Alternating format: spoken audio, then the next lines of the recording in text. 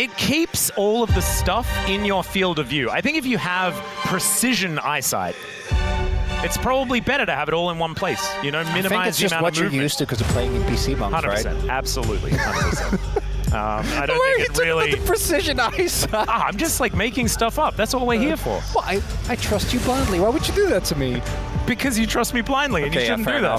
Sometimes you need to get punished for being dumb. Okay, T1 going to be taking away the Talia here first. The Vi going to be removed. No changes, actually, in the bans thus far. Azir should be going away. Then it would be a Rumble ban, and then Gwen to follow up if we are just going to have a repeat of game number 1. Could indeed be the case, and I don't expect any change from the Rumble ban. I think that... Oh, never mind. Okay, so the Yasuo are going to be taken away instead. Now it's KT that bans the Rumble, and T1 locks the Gwen, right? I would imagine, because you can trade, but that is a matchup that can really snowball heavily. Okay, so they're going to go for the trade instead. So this should be a Rumble, and then Perfect's going to lock the Gwen. Oh, Doran's he's going to pick Gwen, man. I can feel it in my waters. I really think it should be Rumble. It should, 100%. I don't deny that. The team fights were such a big sticking point last game, and as good as Gwen is, I think Rumble in the team fights just provides a consistency that's hard to match. Skarner is so up as well. That's a combo that we've seen often. So is Rel. Oh, and this it seems dangerous. Like it's also, I'd argue, Perfect's best champion, but Atlas had the read. It is the Gwen priority to come through here. But I'm with you. I think that this coming through is not a surprise, but I think it should have been Rumble. Yeah, it's not a surprise, but it's also not something that's going to make us feel fantastic. There aren't that many battle junglers still left up, right? Like Nocturne's there, I guess, but oh, never mind. This is a battle jungler. This would be a different option. As the Nidalee, to be considered at least, probably not going to be coming in alongside the Rumble that we kind of knew was going to happen here. Oh God, it's Rumble Jarvan, isn't it? Jarvan will be amazing, but I think Jarvan, this early, you generally don't want to go towards. If you pick a jungler earlier, I think it's Skarner, which isn't exciting, but Trundle's out of the pool because he's banned currently. True. You and could Skarner's also, great. You could Sedge at this point at the same works time. As well. Sedge Rumble is fine. It's just the Skarner specifically. I just love that combo. Instead, it's going to be the Varus, and with Doc Dom's performance in last game, I think giving him a prior pick is warranted. Yep, I would agree. And so, this actually it's got to be Sejuani, right? This is kind of insane because it sets KT up for a potential Alistar on 3. Could be. Which might put some pressure on T1 to lock that one down early. Like, Jhin Alistar wouldn't be a surprise to me if they do just... Wait a second. Yeah, no, we were busy just watching this draft over and over before. I'm just kind of cheating. But Owner is hovering it at least for the moment. Jhin makes sense. Will lock it in. Only downside of Jhin is that we have seen if you're playing into Rumble and you set up a node a little bit too early, Rumble can cook you, take half your health bar, and not have you really get any value out of your shots. Okay. This is, it's fine. The Nocturne, it does mean that Doc Dom's game is going to be quite tough to actually play out. The Ahri priority would be interesting to me here because Xin Zhao and Wukong are both gone. Yeah, like Cuz's Viego is still there, something that he has really liked, but the champion isn't really that good at this point in time. That said, when looking at Viego comps, these three champions... Yeah, it's pretty good. That could be actually a good shout. Sejuani, I think, is still the obvious one, but in that case, it doesn't look quite as promising, right? Like, it's fine, but not nearly as exciting. I wouldn't have minded it for T1, actually. As the Alistar on 4 here seems like a no-brainer. If you ban Sylas, which I do think you're going to do, right? That's something that Faker could go towards. That would both pair well with the Nocturne, diving deep into the enemy backline, and also it means that if you do R4 Alistar, it's going to be a really tough thing to deal with that ultimate. I like the Kench ban, actually. That's a good shout. Yeah, kind of caught me off guard there just a little bit, wanting to put on as much pressure as they can. He's been slowly climbing up in prio again. Yeah. I was thinking that they'd probably aim towards some jungle bans, but focusing Peter here, who was a linchpin as far as the engage was concerned in the first game, makes a lot of sense. One last ban to come through here for KT. They might continue to focus on the mid lane. Could also ban Orianna. Yeah, I think Orianna, Sylas, both of them, good options. I was actually thinking Orianna, Sylas were going to be the bans, but then the Annie does come through as there is the Poppy to be removed. So now you slam Alistar here, surely. Seems like a no-brainer. Sylas is out of... I mean, it's Peter's cow, man. Yeah, Like, oh, look at his face! He's like, wait. That's a happy Peter. I get to play it, and the Annie is a pick of old. I think Annie is also one of the champions that really benefits from playing with a Nocturne, because Annie makes great use of the chaos that Nocturne creates. Now, Akali is a pick that can have incredible impact, but the execution needs to be very crisp, and this is a T1 composition that, depending on what form they're in, could look either devastating or completely fall apart, right? Like that is the reality that we're dealing with here, because these champions, I think, you can see easy scenarios where it works together. You have the backline dive, Jhin sets up, Nocturne goes in. Oh god, is he gonna play Pyke? It's not. No, surely not. It's like Rel. You need some form of engage to follow up with the Rakan. Yeah, Rakan will be good as well. Thank Rakan goodness. Makes sense. I saw that little grin on his face, and I was like, oh no, don't tell me. No, he's going to play J4. It was going to be J4. Into Jhin, I like it. Jhin, Nocturne, both of those can kind of struggle. And there it is. J4 is just so damn good. The 2v2 is also very good, very strong. And it's, as you said, the combination. Jarvan Rumble, that one goes way back. KT just how do they get this on the red side? Obviously, I think the Akali... I think you and I, in that game, were also saying, well, this could be questionable. We don't necessarily know. And then he just won. Let's see whether they can do it again. So jump into the rift. KT, 하나, 둘, 셋. Man, I am proud of the KT fans. They are trying their very best to match the loudest fandom in the history of esports. And they are doing a decent job. We're talking about real-world volume, not online volume, right? There might be some that match, Atlas. I'm just saying. No one can, that's not even conceptually possible, okay? Don't talk about silly things like that. I'm talking about here, right now, in this stadium, okay? That's the volume that's being matched.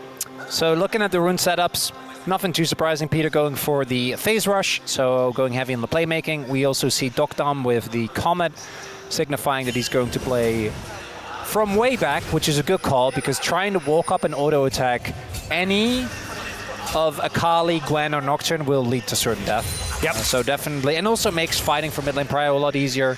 Also makes playing around the Rumble extraordinarily powerful. Oh yeah. With the fact that you can do so much damage in such a short time with the lethality Varus as well as the Rumble, and you can hold them on the equalizer as well. Get way more ults with the amount of ability haste that you get.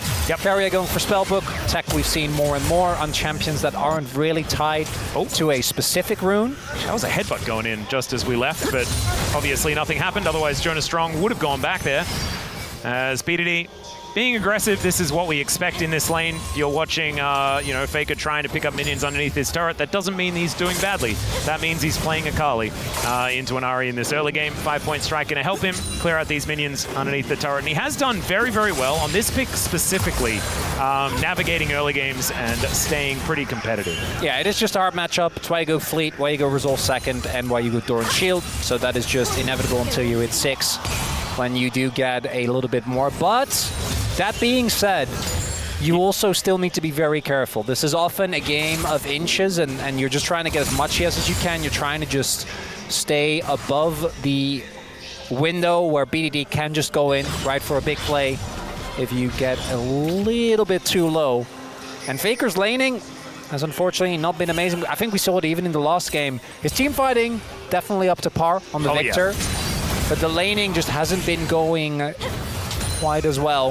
I think a lot of that has to go down to BDD laning incredibly well.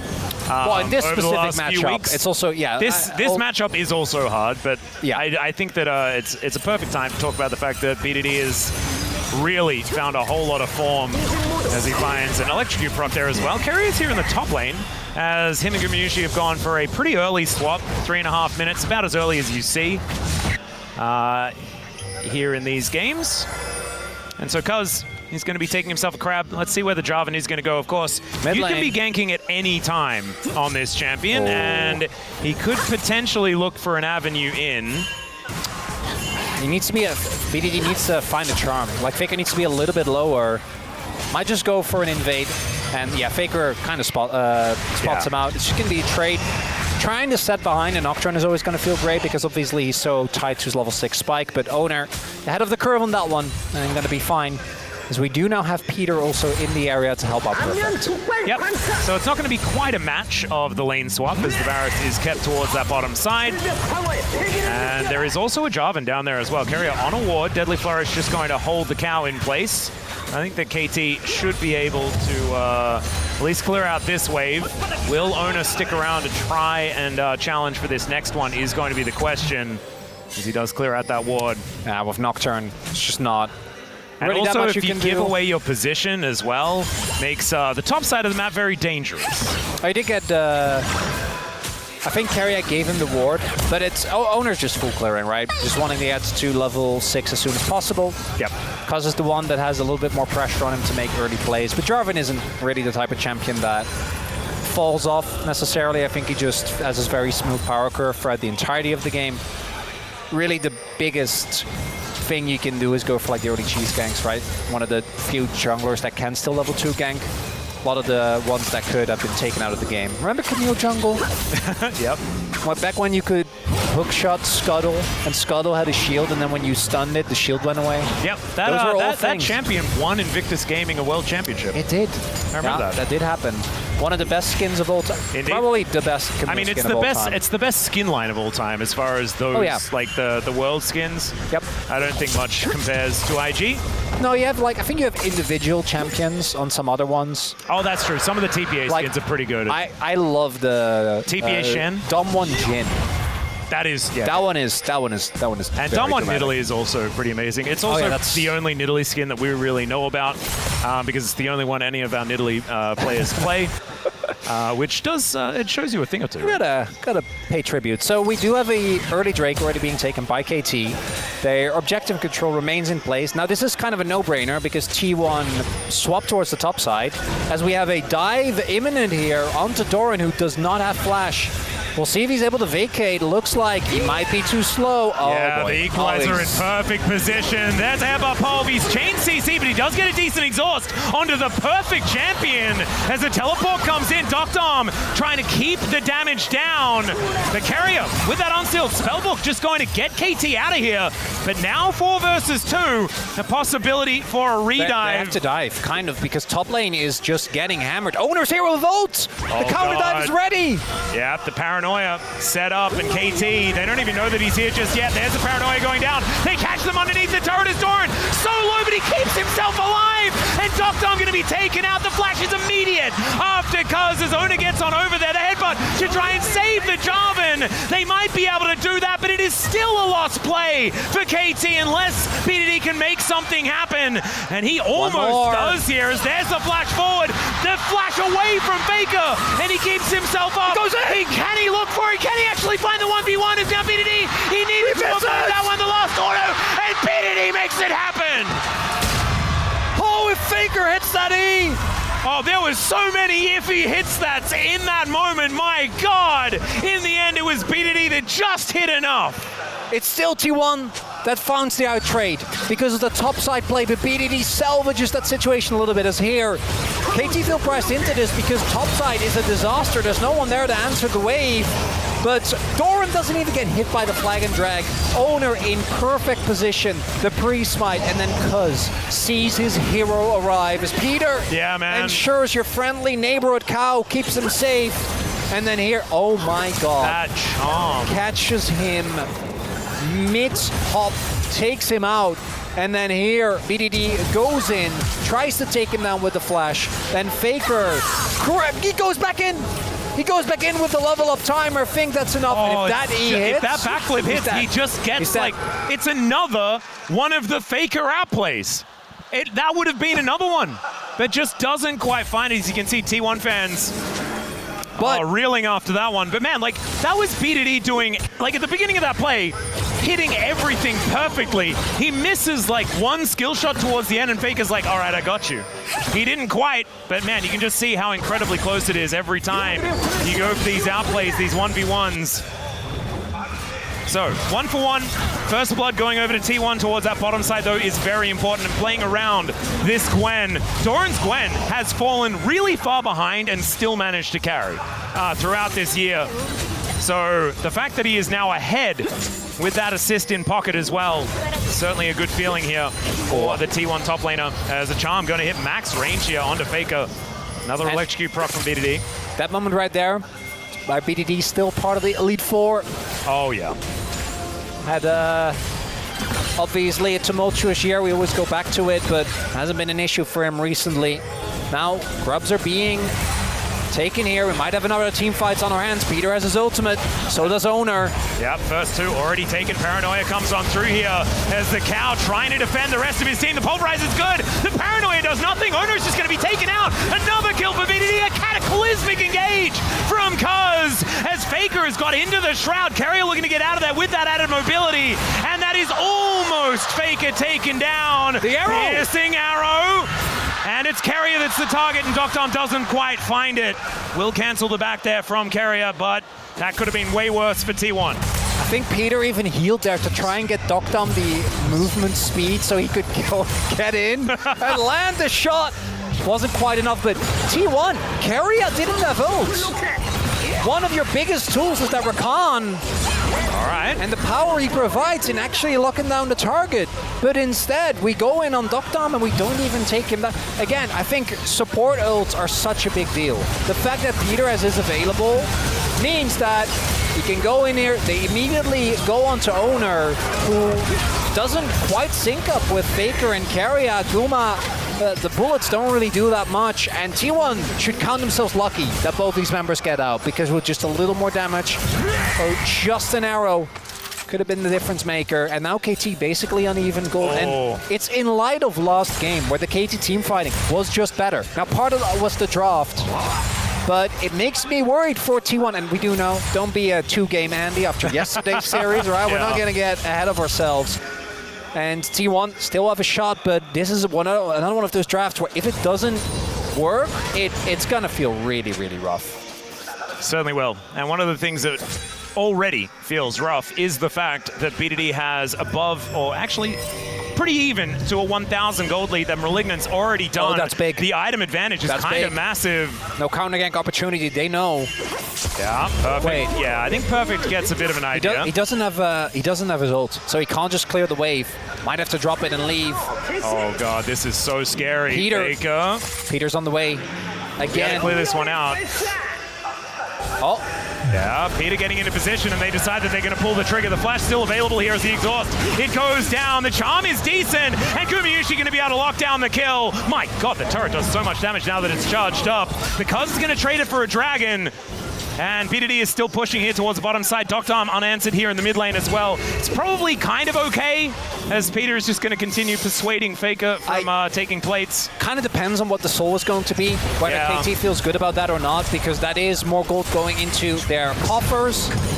It's a mountain. Yeah, no, that's good. Yep, we're okay with that. That's into Jin, Kali. I mean, the first two Drakes were Chemtech Ocean. Like, what? They can only get good stuff. I'm trying to look like... I think Mountain is almost as good as it gets. Like Inferno and Hextech are obviously still ahead, but it's better than Cloud. I know you love Cloud, but no, I can see it. Into Jin, Kali, even into Nocturne, I think you get a ton of value out of that. It's perfect. Might be in trouble here. Carry on the way. Let's see what he can do here. No flash available, as he'll just get knocked up and will get taken down. No scrap shield. Well, actually did have it, but it's just not going to be able to do enough there. Snip, snip goes Doran. Cuz gets here a little bit late. Flags and drags, gets himself out. So that is Feats of Warfare over to T1. The answering feats of strength did actually happen here for KT already with their objectives that they have managed to take down. So whoever gets that first turret is going to upgrade some shoes. We're just dropping waves left and right. Now this top wave is just going to get pushed in by Faker. No one able to answer it. It's going to be at least a plate, because that plate is about to drop. But before Perfect is back, might be an opportunity for Faker to shove in the next wave and get another. It's looking a bit dangerous as KT, they at least have some control of this mid lane. Gumishi has been catching waves in here for quite some time, but he's Jin. Like, this is what you want to be doing in the mid game. You want to free up your support to allow him to roam around. Carrier's been doing exactly that. as BDD down towards the bottom side holds onto that lead that he has. They haven't been able to push this advantage, and especially the item spike that he managed to pick up. T1 have just avoided fighting around where BDD is. The continued sideline impact of T1 has been their biggest advantage in this series. Even in game one, I think they're overloading on side, sending over Owner, sending over multiple people to catch these individual members of KT. I say members, it's really just kind of been perfect. Yeah. Part of that is just him being a top laner. Part of that is, I think, particularly like the play on bot side just now, that one feels a little bit more out of left field, but the top one was very telegraphed, right? In hindsight, probably should have just dropped the wave, left and waited for Peter, because if Peter is there from the beginning, might have been playable. But despite that, T1 haven't been able to really get ahead in gold. And those two Dragons Atlas, to me, they weigh heavily. Because KT's comp, I think, in team fights functions quite well without too much setup. And for T1, you got to get at least one flank angle off. Nocturne helps, but that alone is not enough. No, not quite. And we haven't really seen, like, what KT really wants to do with this composition. You want to be layering Cataclysm and Equalizer together, Chains of Corruption over the top right. It is a wombo combo composition with BDD able to clean up. Fight. All right, let's see how this one goes. As Carrier going in, does find out that there is a control ward in that brush. Doesn't get any more information, really. Doran shows up to the battlefield. And the Gwen, we need to keep our eyes on her. She's going to be such a problem for KT. Piercing arrow coming down is now Doran looking to start off the fight. The exhaust comes through, but Doran not really getting too much done. Is now so deep his owner, but he takes down the Varus and flashes away. There's that Cataclysm we were talking about, but they've lost so much of the damage. There it is from Faker, finds the ulti, but doesn't go in on the backflip towards Cuz. Didn't want to sacrifice himself, and in fact, they've got their pick. They're happy with it. Got the pick on Doctom, this Varus. It's a nigh unplayable game. Doran finds him first. Owner knocks it down. Now, KT will be able to answer towards the bot side of the map, but more gold going into the pockets of T1. Herald also possibly giving them the opportunity to set up for a mid lane turret take. Yeah. That's good, but it's still, I'd argue, a relatively even trade, right? Like, yes, it was nice. I mean, it's feats of strength going over to KT with that first turret. KT could have TP'd perfect in, but instead they made the call to just go for the turret. And I want to look at how Cuz survives here, because starts over with Doctom, the exhaust comes through, Doran basically murders him, and then obviously Owner is able to very easily get the kill. Good flash from him to not get locked down, and then Cuz goes in but doesn't quite find it. I think Faker there doesn't hit the ult. If he hits the ult, he just dies. Can't go in on the flip, as you highlight, because if he does go for the flip, then there's two champions that can interrupt him, and he probably just ends up going down. Yeah, it's just a 1-for-1. And maybe the 1-for-1 is fine, but it's also completely okay just to walk away. So Doctom trying to take some pot shots here in the mid lane. Both him and Gumayushi with similar jobs in this game. But looking like it's a lot more difficult for Doctom at this point in time, especially with the fact that Owner does have the just Varus doesn't play the game button. Yeah, that feels a little unfair. Now the upside for KT is that they do have a lot of threats on their comp, but if they keep falling further behind, and like we have this Fed Gwen, we have Gumayushi that is hard to get to unless you fully commit. These fights are not going to look good. Both perfect and Doctom are pretty far behind, and we need to see this actual combo of the Equalizer and the power and team fight that has to be used. They're going in. They're going to find the angle once again as, yep, Doctom not allowed to play the game. As once more, Carrier goes forward, finds the quickness one more time. The Equalizer this time is going to come in to pulverize on top as they take down Doran, but it's a 2-for-1. KT still fighting uphill, and there is a stun on a BDD. Locking him down. He gets under the turret. That is still a man advantage here for T1, and a Dragon free for the taking. And the heroics from Peter means that the fight isn't a blow-up, but T1's still so happy with that. Doctom, again, focused down immediately. So much backline access there, but this one also kind of felt like he was just out of position. If it's just Owner getting on top of you, not all you can do is a possible retake angle. I'm kind of wondering whether they want to go for this, but feels like, yeah, it's already too late. They seem to realize as well, so maybe just looking for the shove. And a bait with Peter waiting in the brushes here, but it doesn't look like T1's going to fall for it. Yeah, this is still funny business happening. Owner. They're going to see whether they can lock down Owner, as he's not going to get charmed up. That's a great spell shield to make sure that he survives. And so, yeah, it was cheeky, it was cute, but it didn't quite work out. Okay, you can see, though, there is still some fight in KT, and a 2,000 gold lead is not going to be able to win you the game. I think he wants to position safely, and he will generally die in these fights, but you can't be that far up when there's no protection. You need to be behind your team, regardless of where T1 is, right? You need to be on the other end, and then Peter here does a good job of mitigating, but T1 at this point have already won the team fight. Yeah. Taken out the Rumble before he can really do too much, taken out the Varus. And these fights looking way better for T1. That's the soul point denied.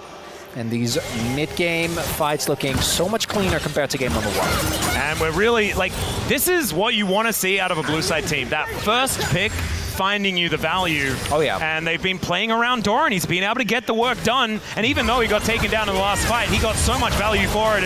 Yeah, this is not the value for KT, although a lot of movement speed, even though he's pretty scared, still not going to be enough to save the Rumble. Goes to 0 and 4. And this is kind of the issue you get to as a top laner. And for Perfect, this might end up being a really defining moment for is he able? Because right now, this game, you just got to be an equalizer button accepted. Can he bounce back in the next game? Because at this point, there's nothing you can do. Like Gwen's fed, Nocturne's fed. You will just get chained over unless you fully sack the wave. It might have been the better call, but I think that's kind of a lost situation. But I keep going back to that play where Peter was coming top. They kind of knew that the dive was imminent.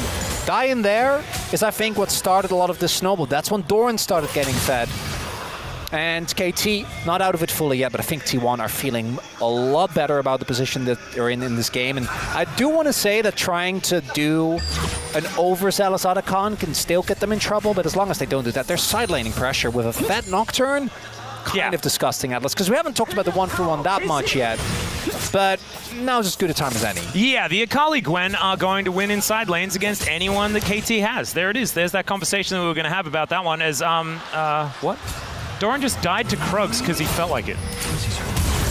That's what just happened. He just died to Krugs because he felt like it. Do you want that again? He just died to Krugs.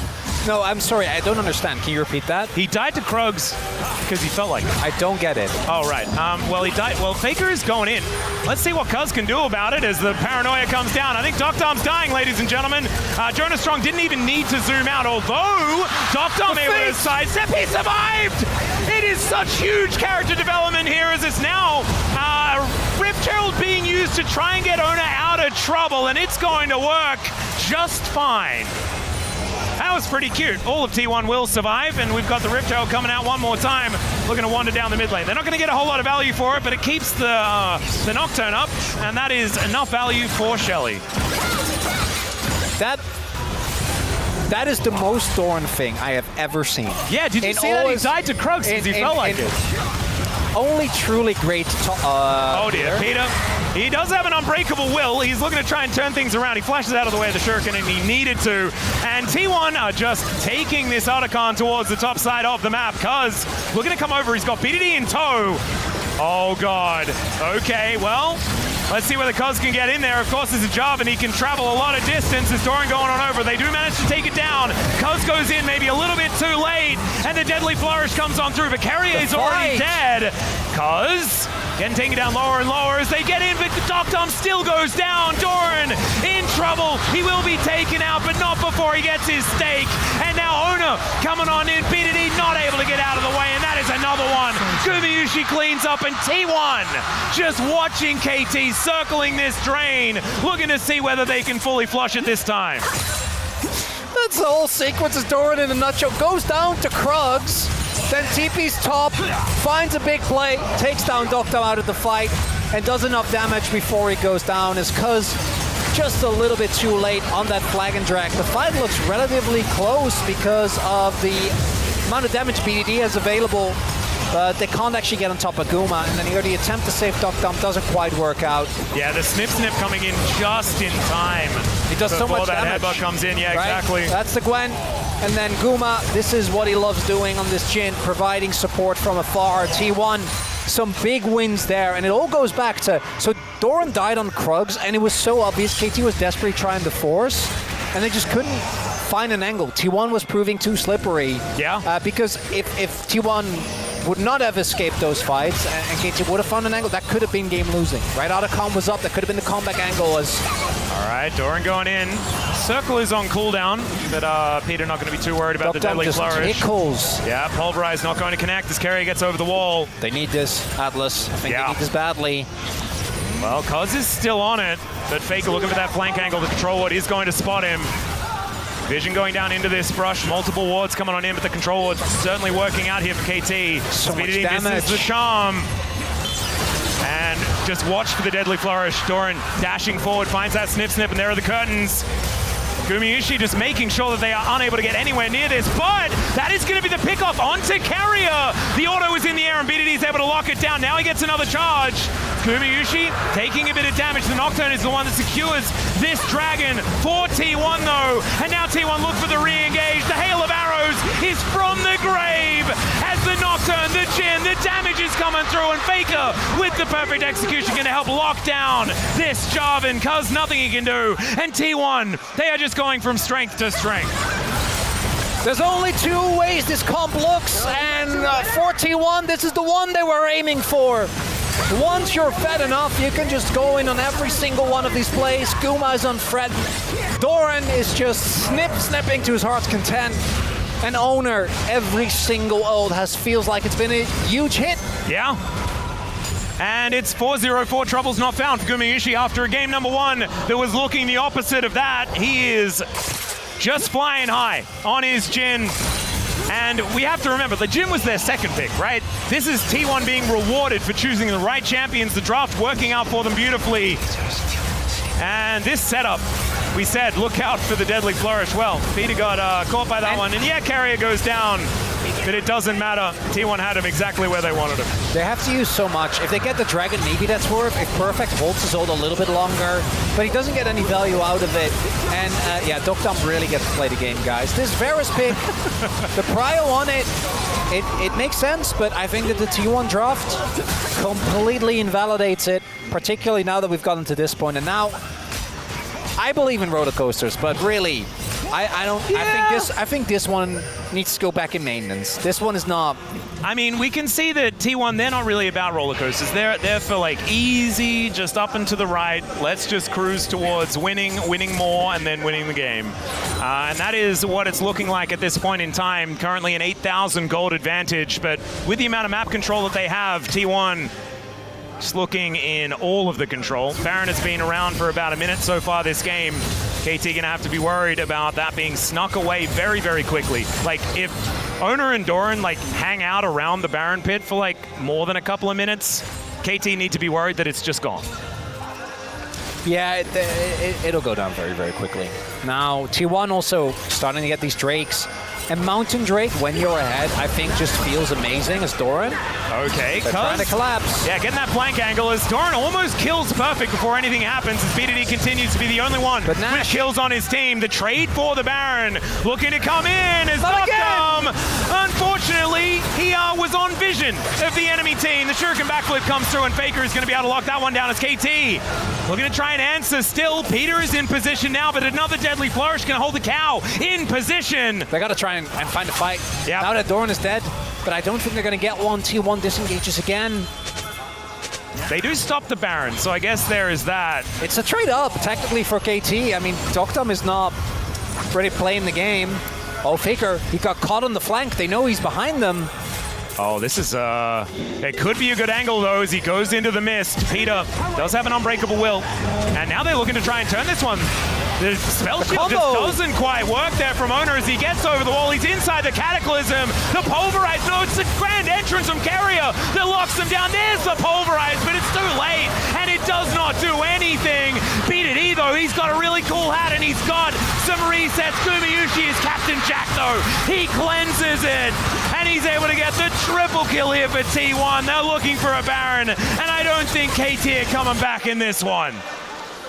And despite BDD's heroics, not going to be enough. T1 are bringing us to a certain 1-in-1 here. Wow, KDA is ruined already. Might as well try, right? Look for the Guma, because there's no jungler. Oh, yeah, okay. There was only a 4th shot on Jhin, which ends up being enough, but yeah, also, that probably does more than Smite. Yeah, I'm sure as soon as they started this, Guma's like, guys, someone match him, I know how this goes. Yeah, I've seen this movie before.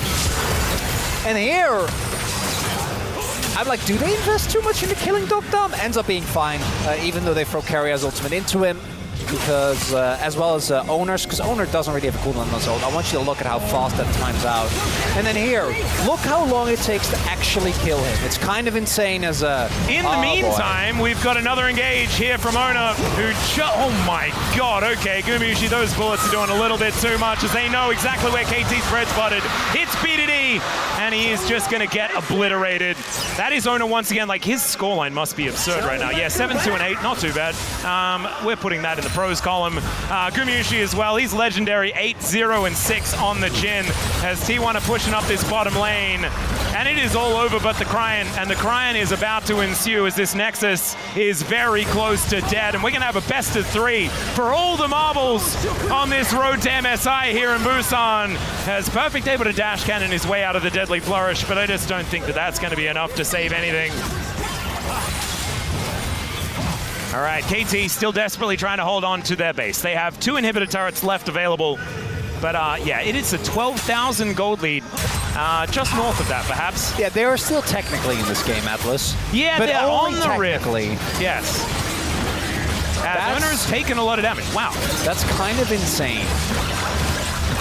Yeah, with only 2 deaths to his name at the same time. And then Guma is the lowest, which is kind of cool. And I mean, we can talk about this replay, but we don't really need to, guys. It's a 12K cool. Yeah. They could take any fight they want.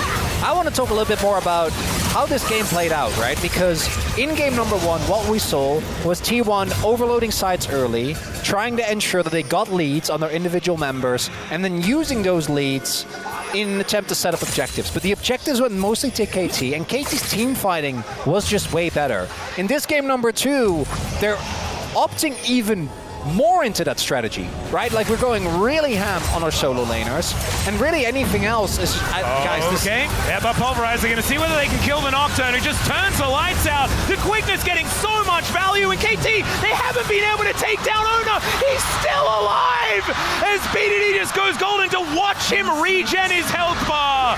Yeah, that's called Owner catching the kitchen sink and throwing it back at KT, and KT falling over. Doran, he might die, but I mean, right now KT are doing about as much work as the Krugs this game. And he doesn't even fall down. That's going to be it, guys. T1 going to even out this series here in game number 2. And this is the T1 everyone wanted to see here in this road to MSI at Busan.